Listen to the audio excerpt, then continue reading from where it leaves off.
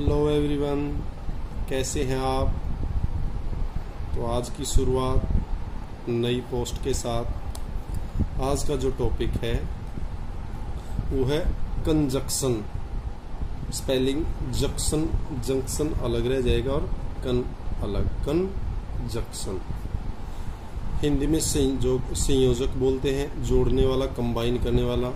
English में definition की बात करें, a word that is used for joining other words, phrases और सेंटेंसेस। अर्थात एक वो वर्ड जो दूसरे वर्ड्स को, फ्रेजेस को या सेंटेंसेस को ज्वाइन करने के काम आता है। जो शब्द, फ्रेज, शब्दों और सेंटेंसेस को जोड़ता है उसको कंजक्शन और हिंदी में संयोजक। और आज हम इसके यूजेस, ट्रिक्स और इसकी इम्पोर्टेंस के बारे में देखेंगे। स्टार्ट करते हैं आज का टॉपिक। सबसे पहले कंजक्शन स्पेलिंग देख ली, इसमें एन छुटा हुआ है बस। कंजक्शन इज ए वर्ड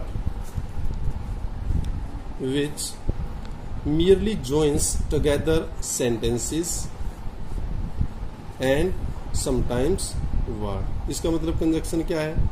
एक वो वर्ड है जो सेंटेंसेस को और कई बार वर्ड्स को ज्वाइन करता है, जोड़ता है। क्लियर? गुड। कुछ एग्जांपल्स दिए हुए हैं। Her name is Sita and his name is Ram.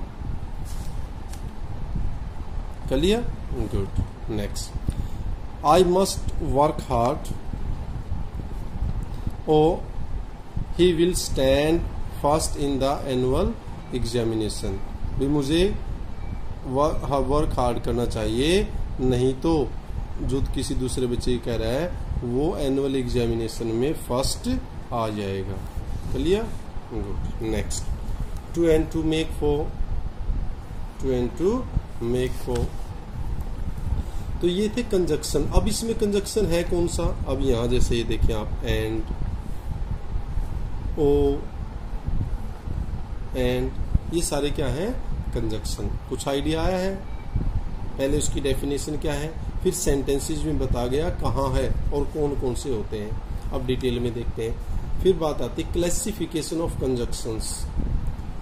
जो ये कंजक्शंस हैं इनको भी आगे क्लासिफाई किया, वर्गीकृत किया, आगे पार्ट्स में डिवाइड किया है। तो क्लासिफिकेशन देख लेते हैं क्या क्या है।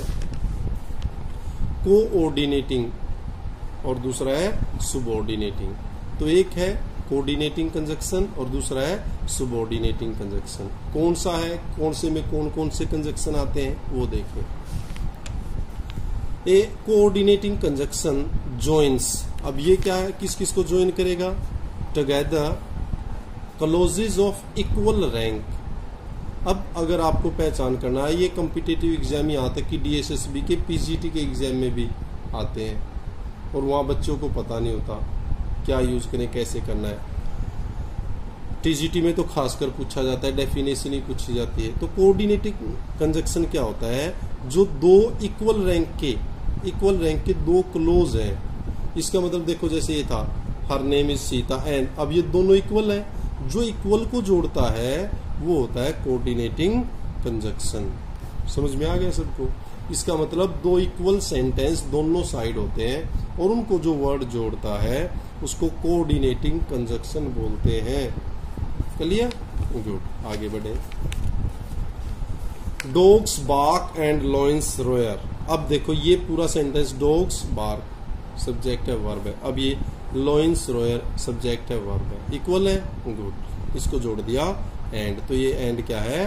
Coordinating conjunction. बताओ भी समझ में आया नहीं आया? Next, the chief coordinating conjunctions are. अब कौन कौन से कंजक्शन है एग्जाम्पल बता दिया है, कैसे इक्वल रैंक के होंगे, कौन कौन से वो देख लें। And, but, or, for, also, no, either,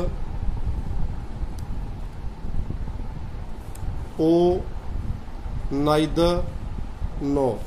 अब ये सारे के सारे जो आपको बताया है ये कोऑर्डिनेटिंग कंजक्शन है। इक्वल रैंक के सेंटेंसेस को या फ्रेजेस को या क्लोजेस को जोड़ते हैं। और ये पता भी लग गया। अब कोई पूछे आप बता सकते हैं ना इजीली, एंड, बट, और, फॉर, ऑल्सो, नोर, आइदर, और, नाइदर, नोर, ये पेयर होता है, आइदर और, नाइदर, नोर। अब आगे बढ़ते हैं, इतना क्लियर है ना, गुड। आगे देखिए सबऑर्डिनेटिंग कंजक्शंस। अब सबऑर्डिनेटिंग कंजक्शन कौन से हैं?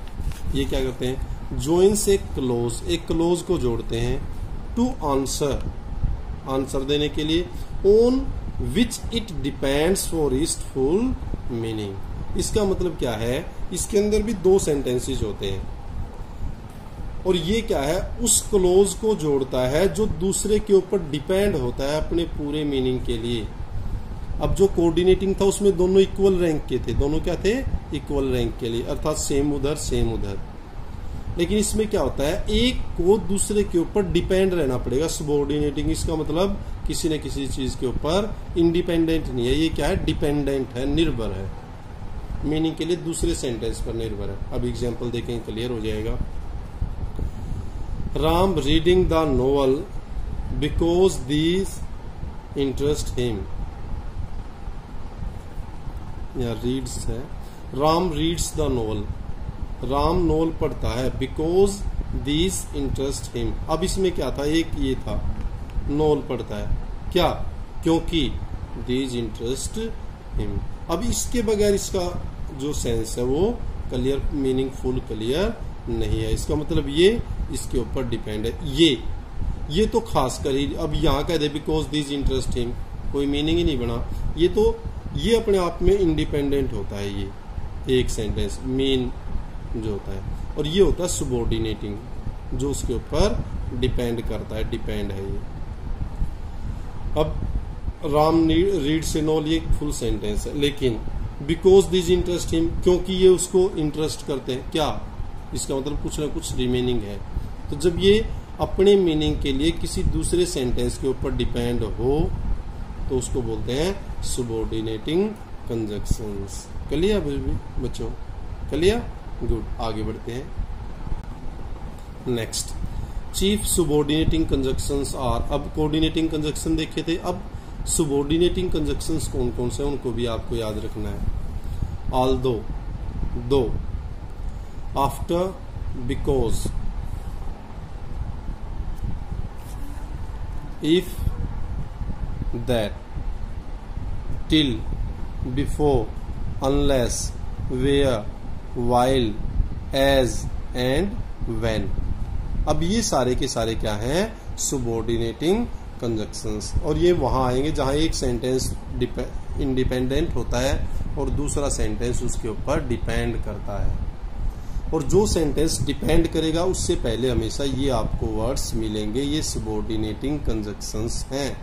क्लियर है भाई, गुड। आगे देखते हैं, इंपॉर्टेंट पॉइंट्स टू रिमेंबर। अब आपके जो एग्जामिनेशन पॉइंट ऑफ व्यू से क्या क्या चीजें आपको याद रखनी है या याद होनी चाहिए वो देखते हैं एक एक करके।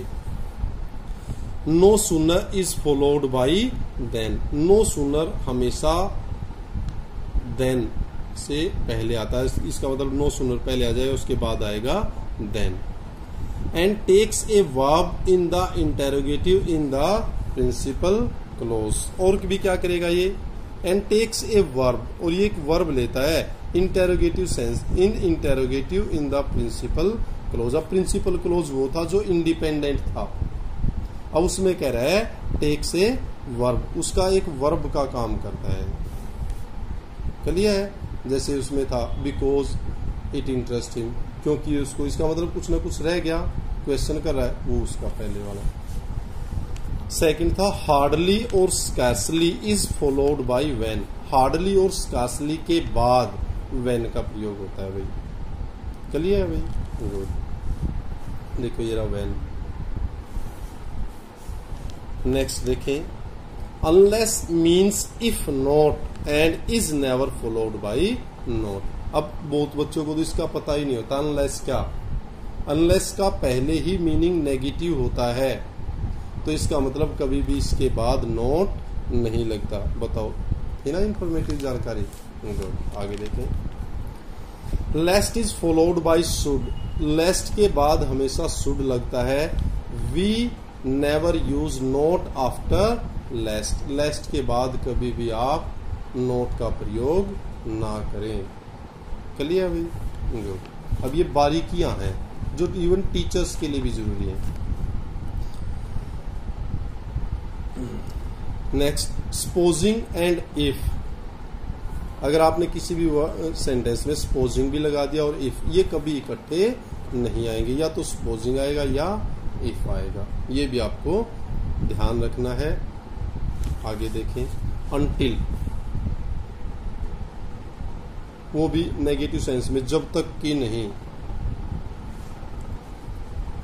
दो और आल दो, आप या तो दो का प्रयोग करेंगे या आल दो का प्रयोग करेंगे।